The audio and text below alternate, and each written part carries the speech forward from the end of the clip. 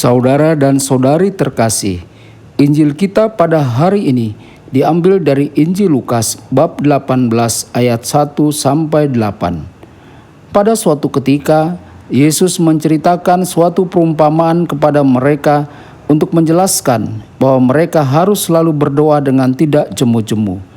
Katanya, dalam sebuah kota ada seorang hakim yang tidak takut akan Allah dan tidak menghormati seorang pun.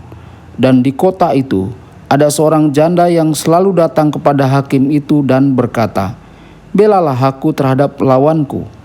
Beberapa waktu lamanya hakim itu menolak, tetapi kemudian ia berkata dalam hatinya, "Walaupun aku tidak takut akan Allah dan tidak menghormati seorang pun, namun karena janda ini menyusahkan aku, baiklah aku membenarkan dia, supaya jangan terus saja ia datang dan akhirnya menyerang aku." Kata Tuhan, "Camkanlah apa yang dikatakan hakim yang lalim itu. Tidakkah Allah akan membenarkan orang-orang pilihannya yang siang malam berseru kepadanya? Dan adakah ia mengulur-ulur waktu sebelum menolong mereka? Aku berkata kepadamu, ia akan segera membenarkan mereka. Akan tetapi, jika Anak Manusia itu datang, adakah ia mendapati iman di bumi?" Demikianlah sabda Tuhan. Terpujilah Kristus.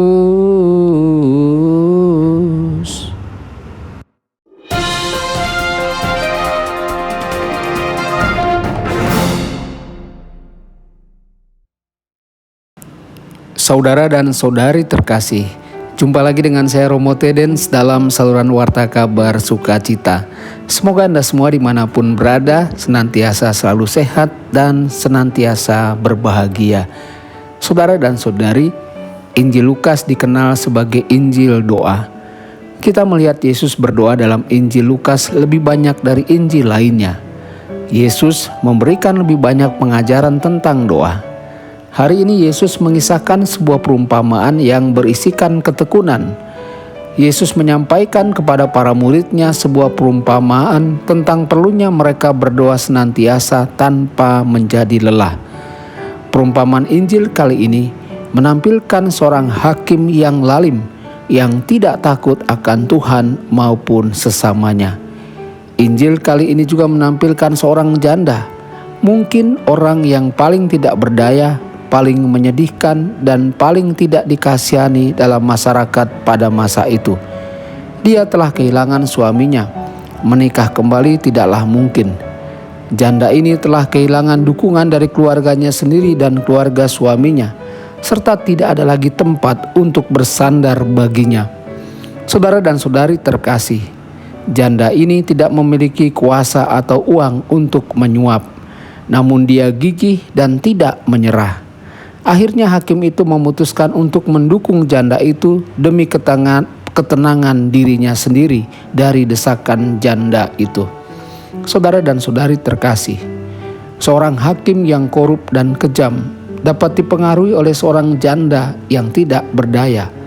Tanggapan seperti apa yang dapat kita harapkan ketika kita umatnya berseru dalam ketidakberdayaan kita kepada Allah kita yang Maha Pengasih dan Penyayang? Aku menyampaikan kepadamu, Allah akan memberi mereka keadilan dengan cepat. Artinya Allah akan memberi mereka apa yang menjadi hak mereka. Tetapi kata Yesus dalam sebuah tantangan yang seharusnya membuat kita duduk dan memperhatikan, ketika Anak Manusia datang, apakah Yesus menemukan iman di bumi? Saat-saat penganiayaan sedang berlangsung, dan hal itu sudah dimulai saat Injil ditulis, dan beberapa orang menyerah di bawah tekanan penganiayaan. Mereka tidaklah bertekun dalam menjaga relasi dengan Tuhan dalam doa, menemukan Dia dan kedamaiannya di tengah penderitaan mereka. Saudara dan saudari terkasih, sangat mudah untuk berdoa ketika segalanya berjalan dengan baik. Seringkali di saat-saat tertekan, kita malah berhenti berdoa ketika kita sangat membutuhkannya. Ketika iman kita benar-benar sedang diuji, kita hendaknya berdoa terus-menerus dan konsisten. Kita tidak perlu takut untuk meminta apa yang kita yakini sebagai hal yang benar-benar kita butuhkan. Saudara dan saudari, jika Tuhan adalah orang yang begitu peduli, Mengapa kita harus berdoa kepadanya? Kita harus terus berdoa bukan untuk Tuhan, tetapi untuk diri kita sendiri. Kita disadarkan bahwa kita tidak dapat berbuat apa-apa jika hanya mengandalkan diri sendiri. Semakin sering kita berdoa, semakin dekat kita dengan Tuhan. Apa yang kita inginkan dalam doa adalah apa yang kita butuhkan. Dan yang kita butuhkan adalah membawa pemikiran kita, impian kita, harapan kita sepenuhnya sejalan dengan cara Tuhan melihat sesuatu. Masalahnya adalah seperti yang Yesus katakan di akhir Injil hari ini. Berapa banyak orang yang benar-benar akan melakukan itu ketika Ia datang mencari kita? Seberapa sering kita berdoa?